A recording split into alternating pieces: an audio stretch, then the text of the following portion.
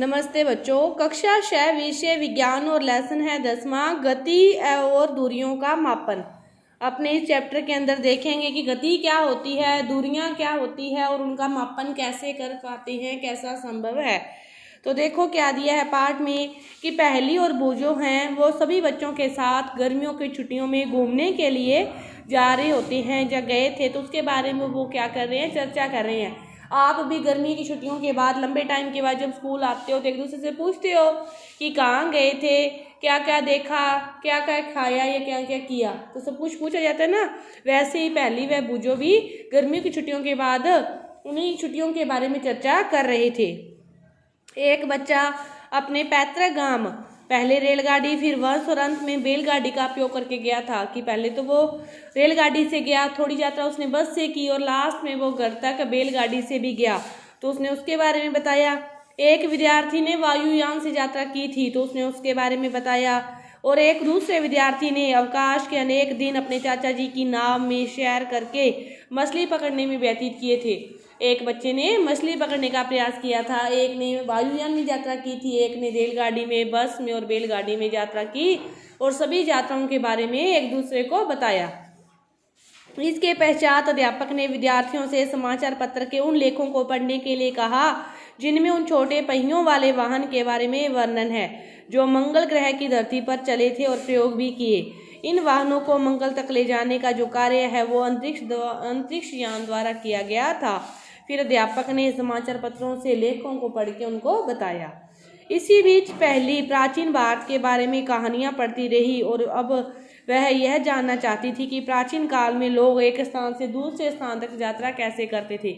आजकल तो बहुत सारे साधन हो गए हैं, बहुत सारी सहूलतें हो गई है। आप यहीं से आते हो घर से स्कूल तक तो कोई साइकिल से आता है, किसी को कोई छोड़ के जाता है, वैसी बातें हैं। आते हो यदि पैदल भी तो रोड भी बहुत अच्छी बनी हुई है, ये आज के ज़माने की बात है। लेकिन पहले के ज़माने में घर से स्कूल तक आने में कोई सीधी रोड नहीं होती थी, बहुत ऊंचे ऊंचे टिब्बे होते थे, कोई भी किसी भी प्रकार के साधन की सहायता नहीं थी, तब भी लोग पढ़ाई करते थे। तो ये भी बात है कि पहली जानना चाहती है कि प्राचीन काल में बहुत पहले लोग एक स्थान से दूसरे स्थान तक फिर यात्रा कैसे करते थे, इसके बारे में वो जानना चाहती है। देखो यातायात की कहानी। प्राचीन काल में लोगों के पास यातायात के कोई भी साधन नहीं थे। मैं अभी आपको बताया कि कोई भी साधन नहीं थे, वे पैदल चलते थे, अपना सामान अपनी पीठ पर लाद कर ले जाते थे। बाद में मानव यातायात के लिए पशुओं का उपयोग करने लगा। धीरे धीरे फिर पहले पैदल चलते थे, फिर धीरे धीरे इन गधों का, इनका ऊंटों का उपयोग होने लग गया। एक स्थान से दूसरे स्थान तक लंबी यात्रा करने के लिए तो पशुओं का उपयोग होने लगा। फिर प्राचीन काल में जल मार्गों में आने के लिए नावों का उपयोग किया जाता था। जहाँ पर मतलब नदियां या तालाबों को क्रॉस करना था वहां पर नावों का उपयोग किया जाता था।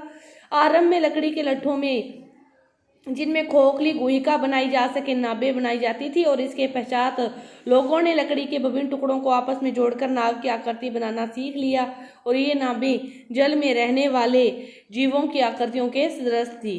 कि उन्होंने धीरे धीरे आविष्कार कर लिया, खुद ही अपनी सहायता के अनुसार, अपनी ज़रूरत के अनुसार उन्होंने खुद ही जो जीव, मछलियाँ, अन्य जो जीव जंतु जो उस पानी में रहते हैं उसी के अनुकूल उन्होंने लकड़ी की नावें बना ली जो उसमें तैरने लगी। अपनी सभी मानव, उस जमाने की बात है ये तो, लेकिन अपने भी अपनी ज़रूरत के अनुसार जिस भी चीज़ का प्रयोग अपने को ज़रूरत होती है अपनी सोच लेते हैं।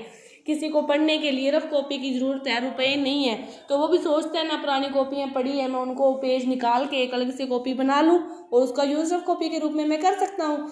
तो सभी अपनी ज़रूरत के अनुसार जिस भी चीज़ को चाहिए उसको पूर्ति करने की पूरी आवश्यकता, पूरी कोशिश करते हैं। तो पहिए के आविष्कार ने यातायात की प्रणाली में अत्यंत महत्वपूर्ण परिवर्तन किए। पहिए के आविष्कार ने यातायात की प्रणाली में अत्यंत महत्वपूर्ण परिवर्तन किए और पिछले हजारों वर्षों में पहिए के डिजाइन में सुधार किए गए। पहले तो उन्होंने मतलब नाव बनाई, फिर पहिए का आविष्कार हुआ। तो पहले तो पहिए का आविष्कार हुआ, मतलब स्टार्टिंग में तो उनके लिए नई चीज़ थी कि वो पहिया बन गया, लेकिन फिर उस पहिए में और भी डिजाइन बनने लगे और भी अच्छे प्रकार के पहिए बनने लगे, पहले नहीं थे। यही बात है कि अब पहले जो कॉपियाँ आती थी सीधी आती थी, आजकल तो आपको बहुत प्रकार की कॉपियाँ बाजार में जाओ, किसी की कैसी जिलत है, किसी की रोल वाला है, किसी की कैसे है, बनती है ना, तो कैसे भी प्रकार की आप कॉपी ले सकते हो। तो यही बात पहिए की थी कि स्टार्टिंग में तो पहिया एक बहुत ही मुश्किल से मिला उनको जो उसका आविष्कार हुआ, लेकिन बाद में उसमें और बहुत सारे आविष्कार होते गए। मतलब ये और भी इजी चलेगा, फिर आ गया ये और भी इजी चलेगा। जैसे ये कार है, बस है, ये भी तरह तरह की आने लगी ना। अब किसी में स्लीपर है, किसी में एसी है, ये चीज़ें पहले नहीं थी। तो जैसे एक चीज़ आती है फिर उसमें और भी आविष्कार हो जाता है, फिर वो और भी अच्छी बन जाती है। तो 19वीं सदी के प्रारंभ तक भी लोग एक स्थान से दूसरे स्थान तक परिवहन के लिए पशुओं, नावों, जहाजों पर निर्भर करते थे। वाष्प इंजन के आविष्कार से परिवहन के नए साधनों का विकास हुआ। वाष्प इंजन से चालित सवारी गाड़ियां तथा माल गाड़ियों के डिब्बों के लिए रेल की पटरियों का निर्माण किया गया। इसके पश्चात मोटर कार, ट्रक या बस जैसे स्वचालित वाहन आ गए। फिर धीरे धीरे और भी प्रकार के वाहन आ गए। जल पर परिवहन के साधन के रूप में मोटर से चलने वाली नाव और जहाजों का उपयोग होने लगा। 19वीं शताब्दी के प्रारंभ के वर्षों में वायुयान का विकास हुआ, जिनके बाद में सुधार किए गए और इन्हें यात्री तथा सामान ले जाने योग्य बनाया गया। पहले नाव व जहाजों का उपयोग हुआ, फिर उसमें और भी सुधार हुआ।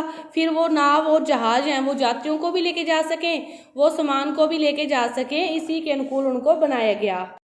नाव व जहाजों का उपयोग हुआ, फिर उनमें और भी सुधार हो गया। उन नाव व जहाजों को ऐसा बनाया गया कि वो यात्रियों को भी एक स्थान से दूसरे स्थान तक लेके जाएं, व सामान को भी एक स्थान से दूसरे स्थान तक लेके जाएं। इन्हें यात्री व सामान ले जाने योग्य बनाया गया। विद्युत रेलगाड़ी, एकल रेल, प्रादवनिक वायुयान, अंतरिक्ष यान 20वीं सदी के कुछ योगदान है। चित्र 10.1 में परिवहन के विभिन्न साधन दर्शाए गए हैं। इन्हें प्राचीनतम से अत्याधुनिक परिवहन के साधनों के सही क्रम में व्यवस्थित कर सकते हो आप, कि पहले कौन थे, फिर कौन से आए, फिर कौन से आए। अब इनको चित्र को देखकर आप समय इनका पता लगा सकते हो। आपको इतना पता है कि पहले कौन सा साधन था, फिर कौन सा आया।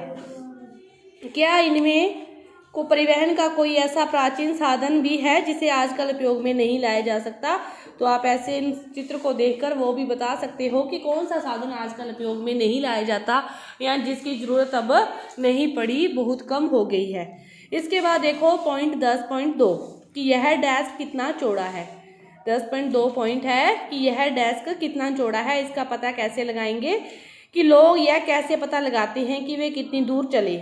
आप यह कैसे पता लगाएंगे कि आप अपने स्कूल तक की दूरी चलकर तय कर सकते हैं, या स्कूल पहुंचने के लिए आपको बस या रिक्शे की आवश्यकता होगी। जब आपको कुछ खरीदना होता है तब क्या आप बाजार जाने के लिए पैदल जाना संभव होगा या फिर आप किसी साधन के द्वारा जाएं? इसका पता कैसे लगाते हैं? आप अपने शहर का पता तो अंदाजे से लगा सकते हो कि वहां तक जाना है, उस बस स्टैंड तक, तो ये तो भाई बहुत दूर हो गया, पैदल नहीं जाया जाएगा। यही आप कह रहे हो भी घर से स्कूल तक आना है, भी ठीक है थोड़ी सी दूरी है, हम पैदल चले जाएंगे, ये तो अपने सीधे कह सकते हैं। लेकिन जिस शहर के बारे में अपने को नहीं पता, अपने किसी और शहर में जाएं, अपने को उनकी दूरी का, उनके स्थानों का, बाजार का, रेलवे स्टेशन का, बस स्टैंड का नहीं पता कि अपने उसको कि बस स्टैंड से रेलवे स्टेशन कितना दूर है, बस स्टैंड से बाजार कितना दूर है, कि अपने पैदल जाएं या अपने कोई साधन ले, तो अपने उसका कैसे पता लगाएंगे? अपने किसी अन्य शहर में जाते हैं तो अपने किसी से पूछते हैं अभी भाई साहब यहाँ से बाजार कितनी दूरी पर है, 5-7 किलोमीटर है, पैदल जा सकते हैं या कैसे है, तो पूछते हैं ना अपने, फिर ही चलते हैं अभी पैदल जाएं या साधन ले। तो यही कह रहे हैं कि प्राचीन काल में लोग क्या करते थे। तो कोई भी स्थान कितना दूर है यह अपने के लिए जानना बहुत ही महत्वपूर्ण है। अपने ऐसे ही नहीं जा सकते मुंह उठा के चलते जाएं और आगे अपने को पता ही नहीं अपने को कितनी दूर पैदल जाना है। तो अपने को पता होगा भी इतनी दूर है, फिर ही अपने चल के जा सकते हैं। फिर अपने को पता हो कि वो कितनी दूर है, फिर अपने अनुमान लगा सकते हैं कि अपने बस से जाएं, अपने रेलगाड़ी से जाएं, अपने पैदल जाएं या फिर कोई अन्य साधन से जाएं। कभी कभी ऐसी वस्तुएं भी होती है जिनकी लंबाई व चौड़ाई जानने की हमें आवश्यकता होती है। कई वस्तुएं ऐसी होती है जिनकी अपने को लंबाई व चौड़ाई का भी पता होना चाहिए। पहली तथा भुजों की कक्षा के कमरे में बड़े बड़े डेस्क हैं जिन पर 2 विद्यार्थी बैठते हैं। पहली तथा भुजों एक डेस्क पर साथ साथ बैठते हैं, परंतु बहुधा उनमें इस बात को लेकर झगड़ा होता रहता है कि उसका दूसरा साथी डेस्क के अधिक भाग का उपयोग कर लिया। ये झगड़ा तो आप लोगों के बीच भी होता है, थोड़ा सा उधर हो जा, मेरी सीट भी ले रहा है, मैं बैग कहाँ रखूँ, मैं कहाँ बैठूँ। तो एक डेस्क को 2 बराबर भागों में कैसे बांट सकते हो? तो आप खुद के इस बेंच को 2 बराबर भागों में अपने हाथ से, स्केल से कैसे भी बांट सकते हो। हाथ से इस प्रकार गिनती करके भी कितने हाथ हैं, टोटल को गिनती कर ली, फिर उसका आधा कर लिया, फिर उतनी गिनती कर ली, भी ये इसका आधा हो गया। इस प्रकार आप अब तो आधा कर सकते हो, अब तो आप में इतनी समझ है। तो अध्यापक ने सुझाव दिया कि डेस्क की लंबाई मापने का निश्चय कीजिए। डेस्क के ठीक मध्य में एक चिन्ह बना लो और डेस्क को 2 बराबर भागों में बांटकर एक रेखा खींच लो। आधा भाग 13 है और आधा भाग 13 है, फिर आपके बीच कोई भी लड़ाई नहीं होगी। तो ये दोनों ही मित्रों के साथ गिल्ली डंडा खेलने के शौकीन हैं। तो बूझो को सदैव ही अपने पास एक गिल्ली व डंडा रखता था, तो फिर उसने उसी के अनुसार उसको मापा। दिखा रखा है ना चित्र में 10.2 में गिल्ली व डंडे की सहायता से उसने उसकी लंबाई को मापा। आप किसी भी चीज़ से, पेन से, स्केल से उसकी काउंटिंग कर सकते हो। ऐसा लगता है कि डेस्क की लंबाई इन 2 डंडों की लंबाई व 2 गिल्लियों की लंबाई के योग के बराबर है। डेस्क के मध्य में एक रेखा खींचने पर दोनों प्रश्न हो गए, क्योंकि दोनों को आधा आधा डेस्क मिल गया, जिसमें डेस्क का आधा भाग लंबाई में एक डंडे और एक गिल्ली की लंबाई के बराबर है। कुछ दिनों के बाद खींची गई रेखा मिट गई, तो बूझो का पुराना गिल्ली डंडा भी खो गया। पहले तो उसने गिल्ली डंडे से लंबाई माप ली, रेखा खींच ली, उन्होंने किसी पेंसिल से खींच ली होगी, पेन से खींच ली होगी। कुछ दिनों के बाद वो रेखा क्या होगी, मिट गई, और जिससे उसने लंबाई मापी थी वो भी उनके पास नहीं है। अब फिर वो परेशान हो गए कि अब हम लंबाई कैसे मापे। अब लंबाई मापने के लिए फिर वो क्या करेंगे, तो अब जब डेस्क की लंबाई गिल्ली डंडे से नए सेट से मापी हुई, तब डेस्क की लंबाई ऐसी प्रतीत होती है कि जैसे यह लगभग 2 डंडों व गिल्ली की लंबाई के बराबर हो, परंतु फिर भी डेस्क का कुछ भाग बच गया। यह तो एक गिल्ली की लंबाई से कम है। अब दूसरी बार उन्होंने जिस गिल्ली डंडे का प्रयोग किया उसमें क्या हुआ कि 2 डंडे तो होगी, एक गिल्ली की लंबाई होगी, लेकिन थोड़ा सा भाग बच गया। मतलब पूरी गिल्ली की लंबाई भी नहीं आती और आधी भी नहीं आती, बीच का कुछ भाग बच गया। फिर वो सोच में पड़ गई कि अब इसका आधा आधा कैसे करें। तो फिर पहली व बूझो को फिर आप इसके बारे में क्या सुझाव देंगे कि वो उस लंबाई को पूरी माप सकें। तो इसके लिए फिर उनको किसी अन्य चीज़ का प्रयोग करना चाहिए, भी कोई और चीज़ ले लें। जरूरी तो नहीं है कि हर बार जो लंबाई मापनी है वो गिल्ली व डंडे की सहायता से ही मापें, वो किसी और चीज़ की सहायता से भी माप सकते हैं, स्केल की सहायता से, या फिर कोई और अकेले डंडे की सहायता से भी माप सकते हैं। तो इस प्रकार वो लंबाई फिर किसी और उपकरण की सहायता से या किसी और की सहायता से माप सकते हैं। तो अब उसको अपने साथ कोई भी सुझाव दे सकते हैं कि वो अन्य कोई डंडा ले सकते हैं, अन्य कोई चीज़ ले सकते हैं, उसकी सहायता से उस बेंच का मापन वो कर सकते हैं। तो इसके बाद देखो अब उसने क्या दे रखा है, चित्र 10.4 में आपको दर्शा रखा है कि अब उसने एक डोरी ले रखी है और उसकी सहायता से वो मापने का प्रयास कर रहा है। फिर वो अपनी सहायता से अपने मतलब अकॉर्डिंग वो कोई भी चीज़ लेकर उस बेंच को मापने का प्रयास कर सकता है। जरूरी नहीं है कि हर बार उसी गिल्ली व डंडे की सहायता से ही वह उसका मापन करे। ऐसे अनेक अवसर आते हैं जब हमें लंबाई या दूरियों के मापन की आवश्यकता होती है। बहुत सारे अवसर आते हैं। ये बेंच की बात तो नॉर्मली क्लास की है, इसके अलावा भी आप घर में कोई कपड़ा हो, जैसे दर्जी के पास कपड़े की लंबाई या जानने के लिए मापता है कि वह कपड़ा कुर्ते सिलने के लिए पर्याप्त है या नहीं है। बढ़ई जो अलमारी मापता है वो तो अलमारी बनाता है तो उसकी लंबाई चौड़ाई भी मापता है। इसी तरह कोई भी काम करते हैं, जो किसान है वो खेत की लंबाई चौड़ाई क्षेत्रफल के लिए ज्ञात करता है। मतलब जो भी जिस भी फील्ड का जिस भी क्षेत्र का काम करता है उसी क्षेत्र में उसको लंबाई चौड़ाई मापने की आवश्यकता पड़ती है। घर बनाते हैं तो उसकी भी लंबाई चौड़ाई मापते हैं। अपने घर में किसी भी चीज़ को लाना होता है, किसी अलमारी को लाना होता है, नहीं तो अपने देखते हैं कि इस गेट की लंबाई चौड़ाई कितनी है, कि वो चीज़ इसके अंदर आ जाएगी या नहीं आ जाएगी। ये सारी चीज़ें अपने को देखनी पड़ती है।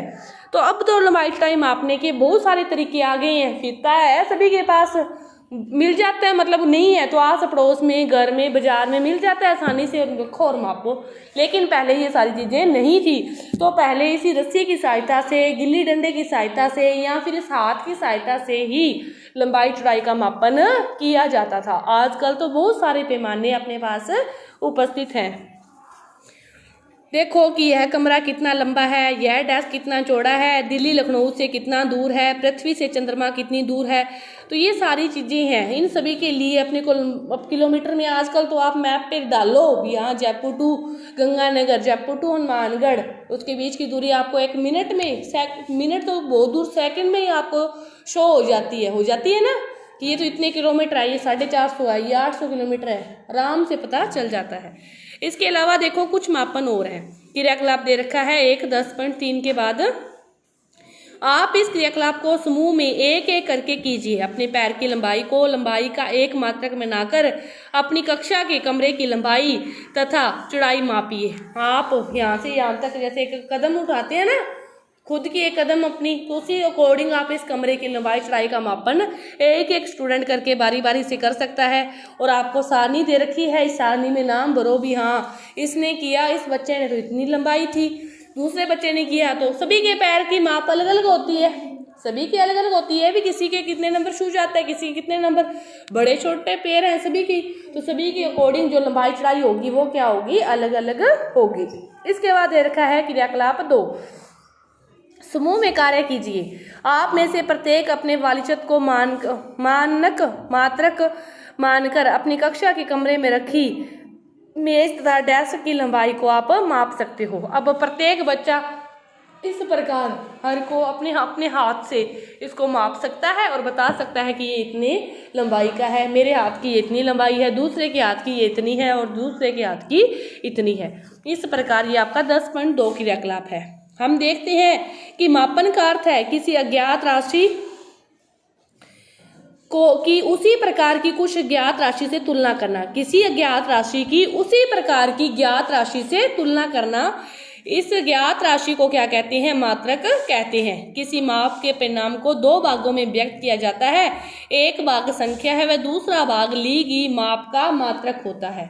एक भाग तो संख्या है और दूसरा भाग क्या होता है, ली गई माप का मात्रक होता है।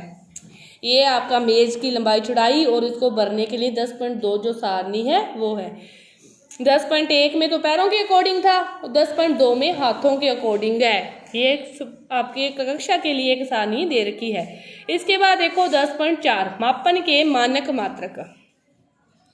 प्राचीन काल में पैर की लंबाई, उंगली की लंबाई और कदम की दूरी, इन सभी मापकों का मात्रक के रूप में सामान्य उपयोग होता था।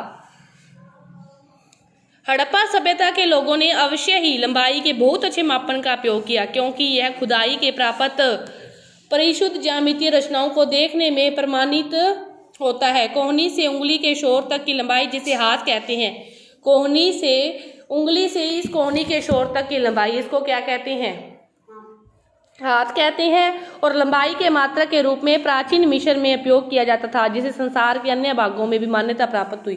पहले बस इसी हाथ का उपयोग किया जाता था। किसी के अपने घर में बच्चे की भी मापनी होती थी ना, तो इसी हाथों की सहायता से मापते थे कि ये इतने हाथ का हो गया। क्यों, पहले ये तो होते ही नहीं थे इंच फुट, तो बस आइडिया ही होता था कि हाँ ये क्या है, 1 फुट है, इस प्रकार। तो ये सारी चीजें पहले चलती थी। लोगों को 1 गज कपड़ा, फिर ऐसे 1 गज कपड़ा, ऐसे पहले जाते थे ना कपड़ा लेने, तो ऐसे करके 1 हो गया, ये 2 हो गया, ऐसे करते थे। आजकल तो फीते से मापते हैं, तो बहुत सारी सहूलतें आजकल अपने पास हो गई है। प्राचीन भारत में छोटी लंबाइयों के मापन के लिए अंगुल तथा मुट्ठी का उपयोग किया जाता था। आज भी भारत के कई शहरों में हम पुष्प विक्रेताओं को पुष्पहारों को बेचते समय अपनी भुजाओं का उपयोग लंबाई के मात्रक के रूप में करते हुए देख सकते हैं। सुविधा अनुसार शरीर के ऐसे बहुत से भागों का मात्रक के रूप में उपयोग होता रहा है। तथापि प्रत्येक व्यक्ति के शरीर के मापों में थोड़ी भिन्नता हो सकती है। शायद इसी कारण भी मापन में उलझने आई होगी। वर्ष 1790 में फ्रांसीसियों ने मापन की एक मानक प्रणाली की रचना की है, जिसे मीटरी पद्धति कहते हैं। 1790 में फ्रांसीसियों ने एक पद्धति लेके आए, उसे क्या कहते थे, मीटरी पद्धति। मीटरी पद्धति 1790 में आई। कब आई, 1790 में। मीटरी पद्धति 1790 में आई, इसको याद रखना।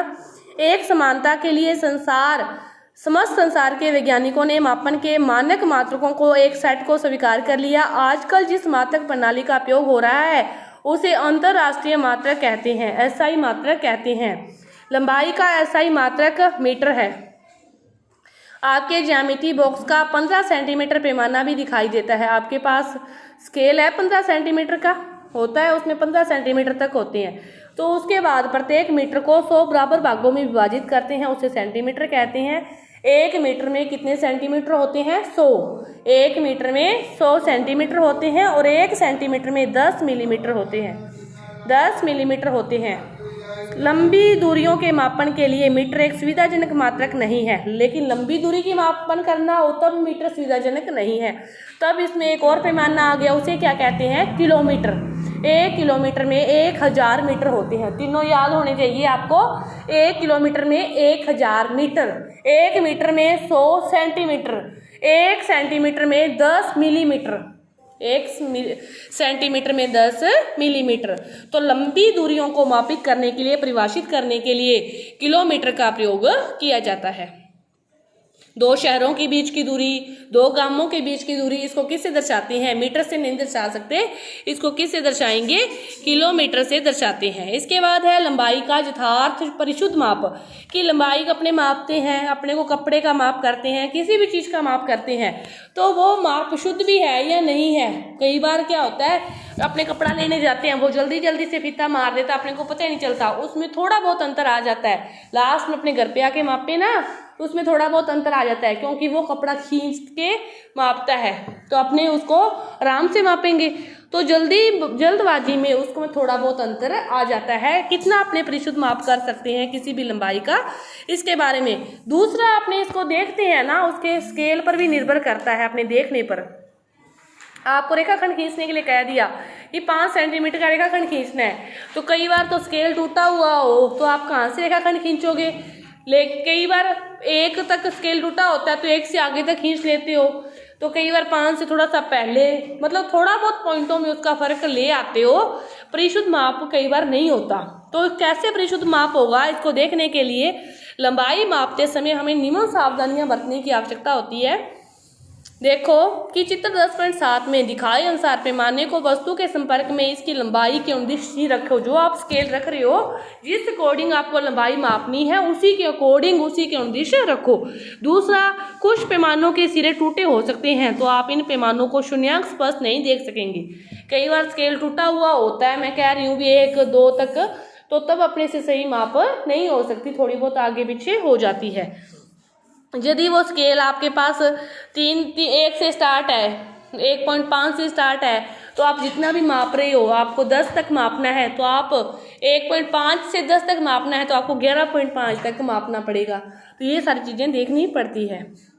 और दूसरा, उस स्केल को रखने का तरीका, जैसे इस डायग्राम में दर्शाया गया है कि पहले में तो स्केल जैसे उसको स्टार्टिंग से रखा है सही, दूसरे में उसने क्या कर दिया, थोड़ा सा उसको बाहर निकाल दिया, तो ये भी क्या है, तरीका गलत है। जहाँ से आप लोग मापना है वहीं से सही तरीके में उसको रखो।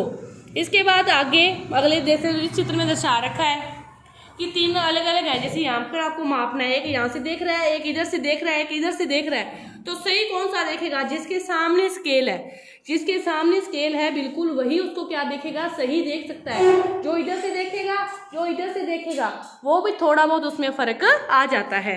तो इसके बाद का जो आगे का चैप्टर है वो अपने अगली वीडियो में करेंगे। धन्यवाद।